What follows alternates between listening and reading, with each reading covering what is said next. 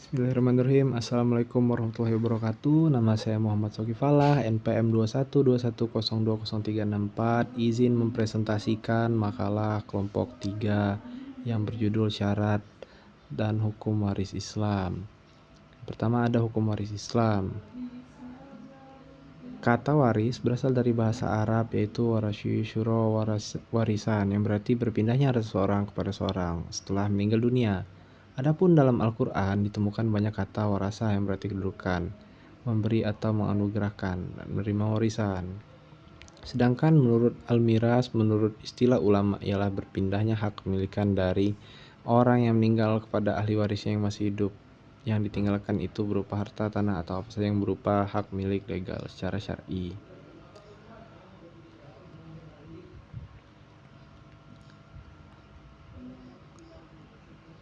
B. Sumber hukum kewarisan Islam di Indonesia. Kewarisan Islam memiliki sumber-sumber hukum yang menjadi dalil atau dasar sebagai penguat hukum kewarisan tersebut. Asy-Syafira 2020. Di antara sumber-sumber hukum kewarisan dalam Islam diantaranya adalah sebagai berikut. Yang pertama ada dalil yang bersumber dari Al-Quran. Ayat-ayat Al-Quran secara langsung mengatur kewarisan tersebut, antara lain sebagai berikut. Ada surat An-Nisa ayat 7,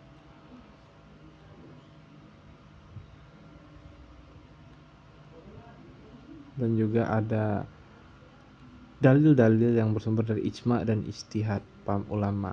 Yang pertama ada dalil yang bersumber dari ijma.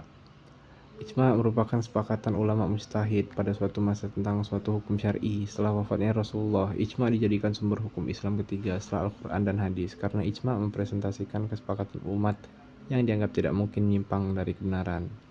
Berikut adalah dalil yang mendukung keabsahan ijma sebagai sumber hukum. Yang pertama ada dalil Al-Quran surat An-Nisa ayat 115. Dan yang B ada dalil dari hadis riwayat Tirmizi. Rasulullah SAW bersabda, umatku tidak akan bersepakat dalam kesesatan. Hadis ini menunjukkan bahwa ijma umat khususnya ulama mujtahid tidak akan menghasilkan kesepakatan yang salah satunya sesat. Dengan kata lain, keputusan yang disepakati oleh para ulama dianggap sebagai kebenaran yang harus diikuti.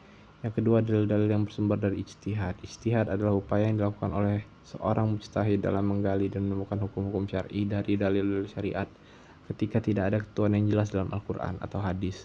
Ijtihad sangat penting dalam menghadapi permasalahan yang tidak diatur secara eksplisit oleh teks-teks suci. Berikut adalah dalil yang mendukung ijtihad. Itu dalil Al-Quran surat At-Taubah ayat 112.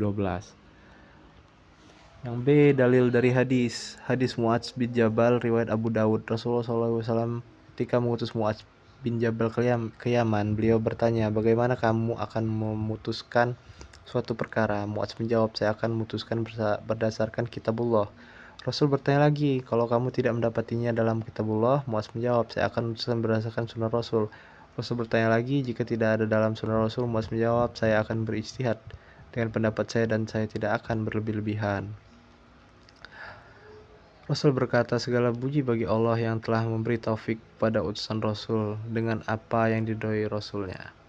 Hadis ini menjadi dasar bahwa seorang mujtahid boleh melakukan ijtihad ketika tidak ada dalil yang jelas dalam Al-Quran. C. Rukun syarat dan asas hukum kewarisan. A. Al-Muwarits. Muwaris berasal dari bahasa Arab yang sering diartikan sebagai waris, orang yang memberikan harta warisan dalam sistem hukum waris Islam. Waris adalah orang yang meninggal dunia dalam keadaan beragama Islam, baik meninggal dunia secara hakiki maupun hukumnya menurut putusan hakim maupun hukmi menurut putusan hakim yang meninggal, serta harta warisnya dan ahli waris yang masih hidup. B. Al-Warits. Waris sering dinamakan sebagai ahli waris yang berhak mewarisi karena mempunyai sebab-sebab mempusakai seperti adanya ikatan kekerabatan, nasab, pernikahan, atau lainnya. Ahli waris adalah orang yang pada saat pewaris meninggal dunia mempunyai hubungan darah ataupun hubungan perkawinan dengan pewaris, beragama Islam dan tidak terhalang karena hukum yang menjadi waris. C.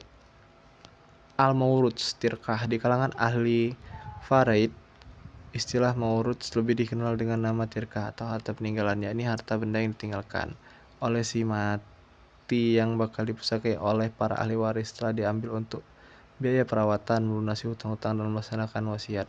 Namun, menurut KHI, antara harta warisan dengan harta peninggalan memiliki perbedaan.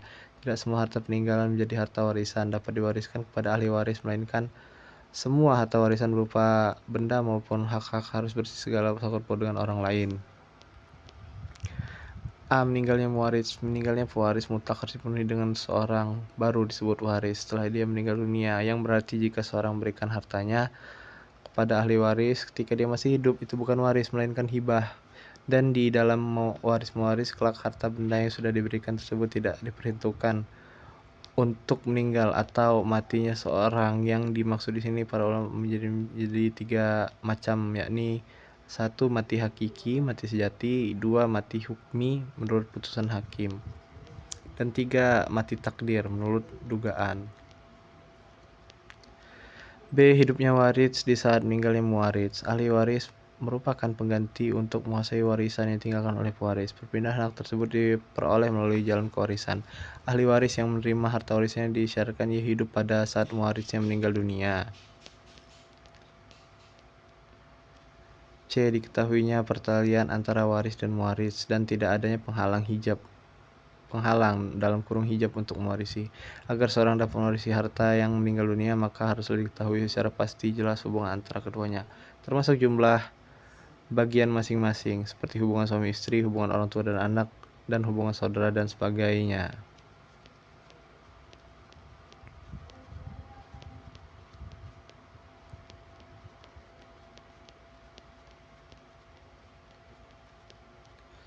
Sebab ada penghalang kewarisan. Harta peninggalan orang yang meninggal dunia adalah tidak serta-merta dibagi menjadi orang yang hidup, kecuali ada sebab-sebab yang menghubungkan penerima dengan orang yang mati. Yang pertama, sebab-sebab mendapatkan warisan. Ada nasab atau kerabatan, perkawinan yang terjadi dengan akad yang sah, dan juga 2. Penghalang kewarisan. Penghalang waris adalah sesuatu yang dapat menghalangi ahli waris untuk menjadi hak warisnya, baik secara keseluruhan ataupun bagian besarnya, meskipun telah terpenuhi padanya sebab-sebab waris. Pada awalnya seorang sudah berhak mendapat warisan, tetapi oleh karena itu ada suatu keadaan berakibat tidak mendapat warisan. Penghalang ahli waris terbagi menjadi 2. Yang pertama, penghalang waris pertama. Yang kedua, perbudakan.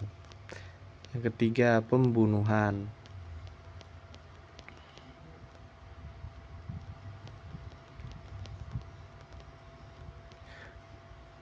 Derajat ahli waris. Antara ahli waris yang satu lainnya ternyata mempunyai perbedaan derajat dan urutan. Berikut ini disebutkan berdasarkan urutan dan derajatnya. Yang pertama ada ashabul furud. Yang kedua ada ashabat nasabiyah. Yang ketiga dikembalikannya ke ashabul furud. Yang keempat ulul arham atau kerabat. Yang kelima tambahan hak waris bagi suami istri. Yang keenam ashab karena sebab.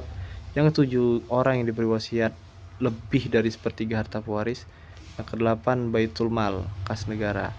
Pembagian waris. Yang pertama ada ashabul furud berhak mendapat setengah. Yang kedua ashabul furud yang berhak mendapatkan seperempat. Yang ketiga ashabul furud berhak mendapat 1/8. Yang keempat ada ashabul furud yang berhak mendapatkan bagian 2/3. Baiklah, sekian presentasi dari saya. Mohon maaf apabila ada salah kata. Pada Allah saya mohon ampun. Wassalamualaikum warahmatullahi wabarakatuh.